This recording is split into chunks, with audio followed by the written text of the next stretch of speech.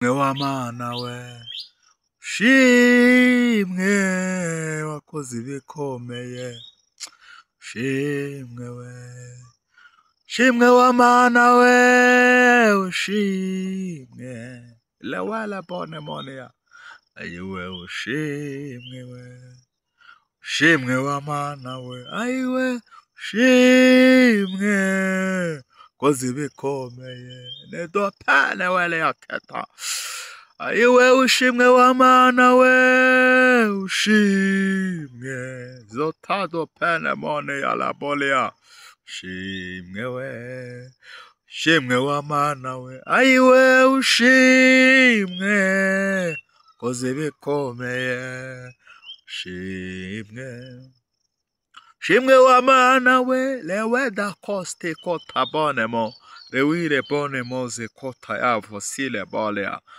ushimwe ayiwe mana, haleluya, ushimwe zopere mone ata, ayiwe ushimwe akoze ibikomeye mana wino, ayi ushimwe w'Amana we, lele bone mostaketa, ayi koze ibikomeye mana, ushimwe we mana, ushimwe w'Amana we, ayi eledo pesta lewedo penemonia zoketa la bole avo, ushimwe wakoze ibikomeye, ushimwe.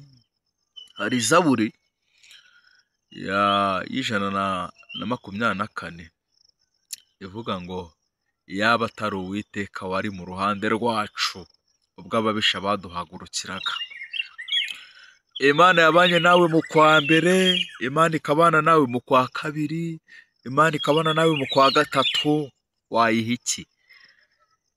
Ikagutunga nta kazi ugira, nawe wari ugafite hari igihe wakubitagamo imibare ukabona ntibicamo, eletope nemonia.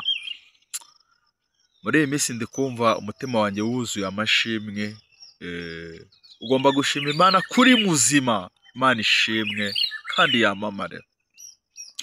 Ni byinshi byaduhiza, ababisha baraduhiza, baba baratudopeta bolea, baratumize bunguri, ariko hashimwe Kristo, imbabazi ze zatugose, uwera ahimbazwa, shirwe hejuru utaradutanze ngo tube umuhigo w'abanzi bacu. Nobele tobe keta bonemo, ayi jambo ryaramwe ngo nimushime Uwiteka kuko ari mwiza cyane, yakorokoye impfu amaksida, nanubira cyakurokora, yatorokoye urupfu rukomeye, irakomeje izanakomeza, amamara Kristo topana botakota bonemo, ushirwe hejuru. Nyemerero rubane natwe muri iki kiganiro, twagushimiraga ibitavuga Imana byose ndabihushe biceceke, ndatwitse ndakongoye, toka daimoni mu izina rya Yesu, umwuka wera tuga robene koste kota bonemo kerebole atavo, shimwe kugiye gutangira natwe Kristo, umwuka wera tuyobore muri byose mu izina rya Yesu, amen. Iki kiganiro nyikoze bwije, uri kujya kwiramo ariko ni urukundo. Amen. Abakunzi mwese ba Elayo TV, ndabasuhuje aho muherereye hose, amahoro y'Imana mubane, abari mu Rwanda, muri Afurika, i Burayi, muri Aziya, muri Amerika, hose Australia, hose ndabasuhuje. Nkunda uburyo mutwereka ko turi kumwe, mukatwandikira, abatabonye ubusobanuro, hari ibyo mwarose, hariho n'ibyo muba mwarose tutari twabigeraho tubisobanura, ujye unyandikira nta kibazo. Nimero yanjye ni 078 414 9984, 078 414 9984. Nkunda kuvuga ngo dukorere Imana nk'abazapfa ejo. Wowe wivuruguta mu byaha, ukiri mu byaha, warukishijwe uragwa, nawe ni wari wakizwa, no pedo keta bonemo stavo. Kini gihe cyiza cyo gukizwa. Imana ishaka kukizwa ukayikorera, ukava mu byaha, ukava mu ngeso mbi, ukaza Kristo akakumurikira, nawe ukazamurikira abandi. Sibyo rata? Rero nkunda guha umwanya abo bantu ndabakunda cyane. Kanyandikira akavuga nshaka gukizwa, nshaka kwatura, kandi benshi ndababona cyane. Imana ibaho umugisha. Nawe rero karibu uva mu byaha, n'imisi yo gukizwa neza, tugakorera Imana nk'abazapfa ejo, tukitandukanya n'icyaha, ko Yesu araza vuba aje guhemba no guhana, sibyo?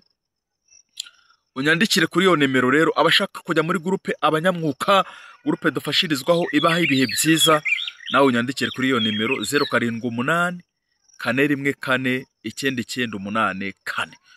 Tugiye gusobanura inzozi rero, siko bimeze. Tugiye gusobanura inzozi. Hari abantu baba baragiye banyandikira inzozi zitandukanye, hariho nizo tuba twarasobanuye wenda ntituzitindeho neza cyangwa bikaba ngombwa ko zigarutse. Ibyo nacyo ntacyo bitwaye.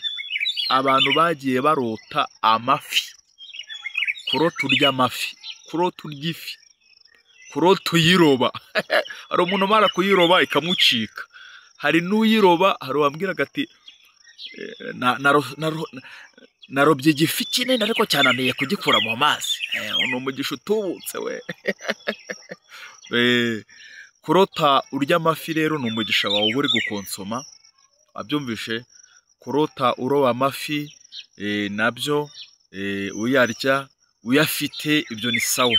Ifi igucitse ni umugisha wawe ugucitse. Bamaso nicyo Imana ibikubwira. Hariho n'ubona ifi akagenda yirya amahwa ari gushaka kumushinga, ariko yirya amahwa na itonde mu mugisha wawe harimo amahwa. Noneho umenye gutandukanya amahwa arimo, uyakuremo, usenga ayo mahwa Imana yagukuriyemo, urya umugisha gusa. Hari n'ababona ifi boze nedo bene ko tabo, ibyo nabyo ntabwo ari sawa. Hari igihe urangara ugasanga Satani yarakuzambirije mu mugisha wawe, kandi Imana yaraguhaye umugisha, ariko ugasanga kubera kurangara kuwufata nabi ugasanga Satani adobetse ibyo ubona yabuze. Abyumvishe. Ni muzi siko bagiye kuroba bigishwa, bari babuze n'ifi n'imwe, bari babuze n'ifi. Yesu arababwira ati muhindukize urushundura mushire hehe? Mushire iburyo. Bafatisha menshi. Rero amafi yabavuga umugisha Imana yaguha mu kazi, yaguha mu byo ukora, yaguha aho uba, aho ugenda mu kwiga, w'amafaranga, umugisha w'ubutunzi, w'uburumbuke, ukeza ukora ta alabo ene costavo. Ngusabiye uwo mugisha mu izina cya Yesu. Aho ugenda hose mu kazi, aho uba, aho urara, hose mu buzima bwawe, mu bana, mu rubyaro, umugisha ukugendeho. Ngusabiye umugisha umukunzi wa Elayo TV cyangwa wumvishe iki kiganiro. Satani wakunyaza umugisha ndawumurukije, awurekure mu izina cya Yesu. Subirana umugisha wawe mu izina cya Yesu. Urakoze Kristo kuduhaye umugisha wacu tugarutseho mu izina. Tugarura ibihe byacu. Hariho n'ababa baribwe umugisha wawe Satani akawukunyaga. Torpedo ketabone monster. Imana ikugarura uwo mugisha wawe. Turawubohoje. Aba bantu banyazwe bibwe umugisha wabo ukabo nenomeze voketa, ugasanga umugisha wawe hitambitse mundi. Uyu mugisha turawubohoje kuri aba bantu. Turawubohoje turadokisikia potaboketa. Turawubohoje mu izina cya Yesu. Tubohoje ibyacu Satani yanyaze. Uyu mugisha daimoni muhoze ndagukubise mu birere bine. Toka ku buzima bwacu, ku buzima bwanjye mu izina rya Yesu. Ndagutwetse daimoni muhoze. Umugisha wacu turawubohoje mu izina rya Kristo Yesu. Iki kiganiro giherekeresha imbaraga n'umwuka wera kikuzanira iminyago Kristo. Retoke sta pocket abonemo. Ewere gire bonemon. Mu izina rya Kristo ushimwe kubanya natwe wera mu izina rya Yesu. Amen.